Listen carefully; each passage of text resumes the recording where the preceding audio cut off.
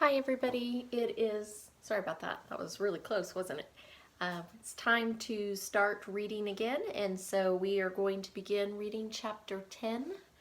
The spell begins to break, and we have two vocabulary words, one being abide, which means to put up with.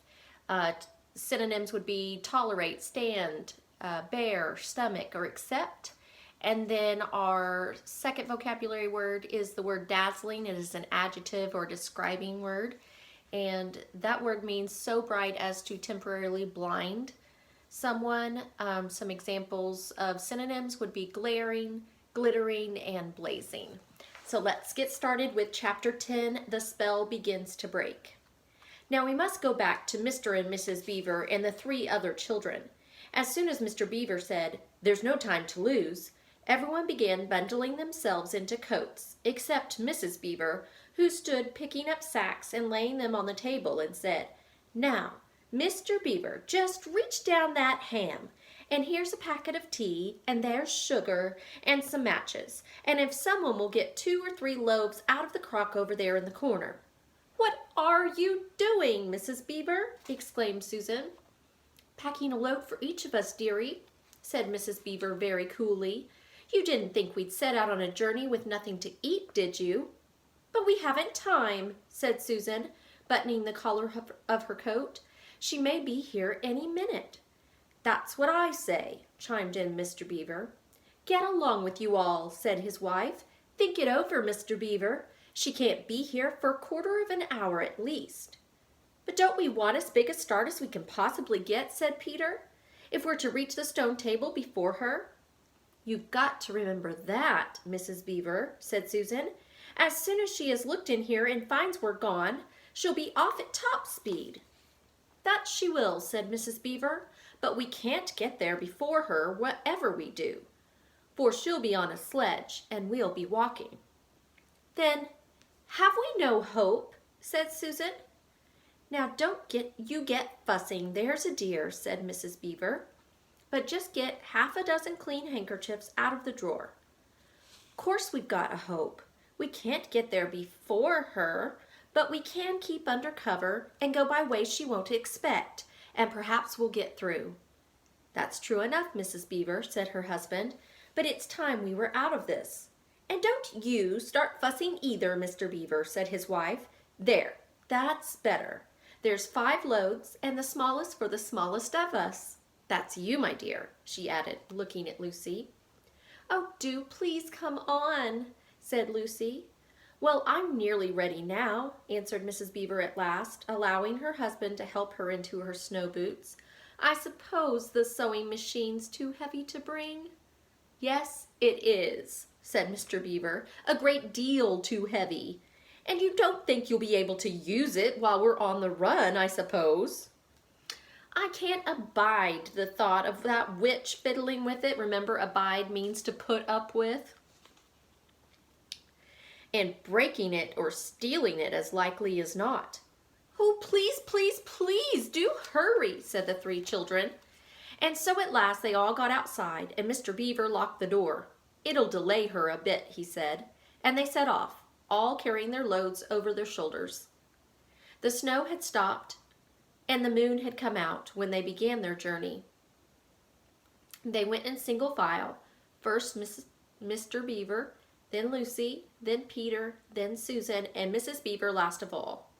Mr. Beaver led them across the dam and onto the right bank of the river, and then along a very rough sort of path among the trees right down by the river bank. The sides of the valley, shining in the moonlight, towered up far above them on either hand. "Best keep down here as much as possible," he said. "She'll have to keep to the top, for you couldn't bring a sledge down here." It would have been a pretty enough scene to look at through a window from a comfortable armchair, and even as things were, Lucy enjoyed it at first. But as they went on walking and walking and walking, and as the sack she was carrying felt heavier and heavier, she began to wonder how she was going to keep up at all. And she stopped looking at the dazzling brightness of the frozen river with all its waterfalls of ice, and at the white masses of the treetops, and the great glaring moon, and the countless stars, and could only watch the little short legs of Mr. Beaver going pad pad, pad pad through the snow in front of her, as if they were never going to stop. Then the moon disappeared, and the snow began to fall once more. And at last Lucy was so tired that she was almost asleep, and walking at the same time, when suddenly she found that Mr. Beaver had turned away from the river bank to the right, and was leading them steeply uphill into the very thickest bushes. And then as she came fully awake, she found that Mr. Beaver was just vanishing into a little hole in the bank, which had almost been hidden under the bushes until you were quite on top of it.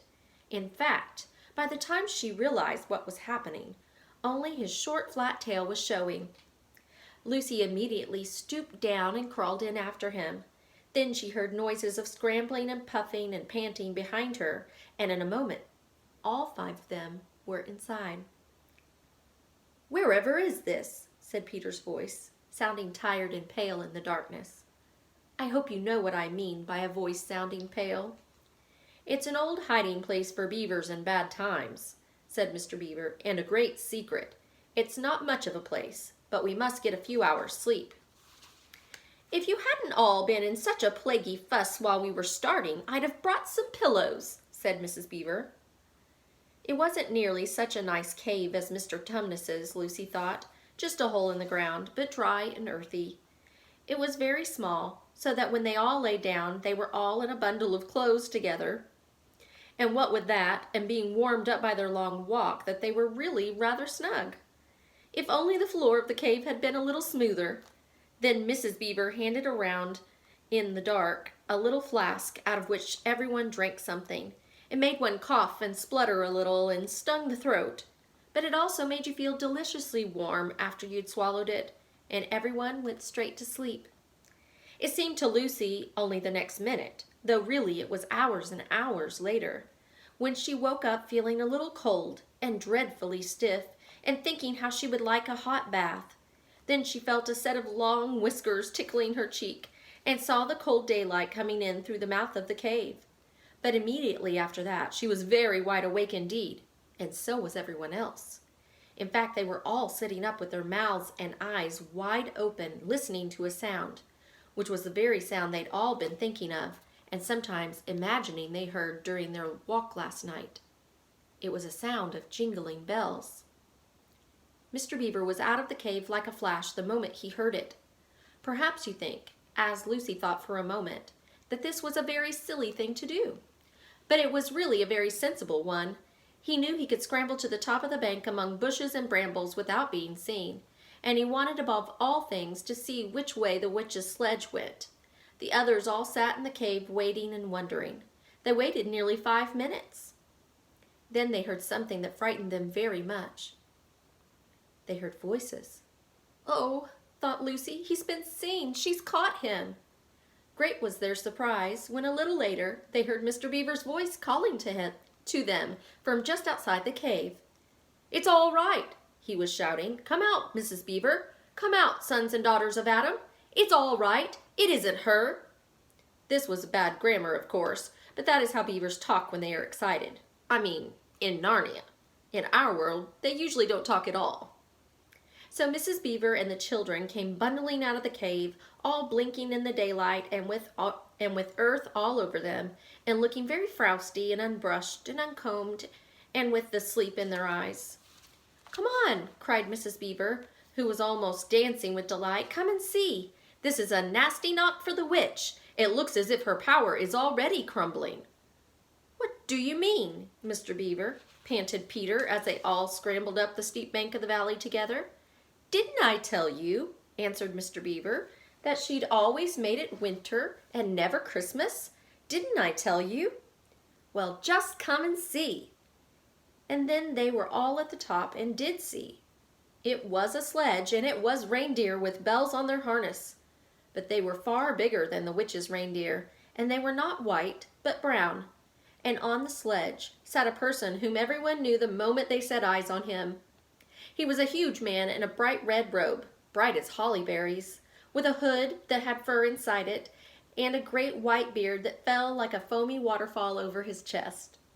Everyone knew him because, though you see people of this sort only in Narnia, you see pictures of them and hear of them talked about even in our world, the world on this side of the wardrobe door. But when you really see them in Narnia, it is rather different. Some of the pictures of Father Christmas in our world make him look only funny and jolly. But now that the children actually stood looking at him, they didn't find it quite like that. He was so big and so glad and so real that they all became quite still. They felt very glad, but also solemn. "I've come at last," said he. "She has kept me out for a long time, but I have got in at last. Aslan is on the move. The witch's magic is weakening." And Lucy felt running through her that deep shiver of gladness which you only get if you are being solemn and still. "And now," said Father Christmas, "for your presents. There is a new and better sewing machine for you, Mrs. Beaver. I will drop it in your house as I pass." "If you please, sir," said Mrs. Beaver, making a curtsy, "it's locked up." "Locks and bolts make no difference to me," said Father Christmas. "And as for you, Mr. Beaver, when you get home, you will find your dam finished and mended and all the leaks stopped, and a new sluice gate fitted." Mr. Beaver was so pleased that he opened his mouth very wide and then found he couldn't say anything at all. "Peter, Adam's son," said Father Christmas. "Here, sir," said Peter. "These are your presents," was the answer. And they are tools, not toys. The time to use them is perhaps near at hand. Bear them well." With these words, he handed to Peter a shield and a sword. The shield was the color of silver, and across it there ramped a red lion, as bright as a ripe strawberry at the moment when you pick it. The hilt of the sword was of gold, and it had a sheath and a sword belt and everything it needed, and it was just the right size and weight for Peter to use. Peter was silent and solemn as he received these gifts, for he felt they were a very serious kind of present. "Susan, Eve's daughter," said Father Christmas, "these are for you." And he handed her a bow and a quiver full of arrows and a little ivory horn. "You must use the bow only in great need," he said, "for I do not mean you to fight in the battle. It does not easily miss. And when you put this horn to your lips and blow it, then wherever you are, I think help of some kind will come to you." Last of all he said, "Lucy, Eve's daughter," and Lucy came forward. He gave her a little bottle of what looked like glass, but people said afterward that it was made of diamond, and a small dagger. "In this bottle," he said, "there is a cordial made of the juice of one of the fire flowers that grow in the mountains of the sun. If you or any of your friends is hurt, a few drops of this will restore them, and the dagger is to defend yourself at great need. For you also are not to be in the battle." "Why, sir?" said Lucy. I don't know, but I think I could be brave enough." "That is not the point," he said, "but battles are ugly when women fight. And now, here," he suddenly looked less grave, "here is something for the moment for you all." And he brought out, I suppose from the big bag at his back, but nobody quite saw him do it, a large tray containing 5 cups and saucers, a bowl of lump sugar, a jug of cream, and a great big teapot all sizzling and piping hot. Then he cried out, "Merry Christmas! Long live the true king!" and cracked his whip, and he and the reindeer and the sledge and all were out of sight before anyone realized that they had started. Peter had just drawn his sword out of his sheath and was showing it to Mr. Beaver, when Mrs. Beaver said, now then, don't stand talking there till the tea's got cold, just like men. Come and help to carry the tray down, and we'll have breakfast. What a mercy I thought of bringing the bread knife." So down the steep bank they went, and back to the cave, and Mr. Beaver cut some of the bread and ham into sandwiches, and Mrs. Beaver poured out the tea, and everyone enjoyed themselves. But long before they had finished enjoying themselves, Mr. Beaver said, "Time to be moving on now." So that is the end of chapter 10. I do want you to think for a minute of the gifts that the children received from Father Christmas, and just remember kind of what he told them about the gifts, what were special about them, what did each one of them receive, and why they were so special. So, all right, I will see you next time. Bye.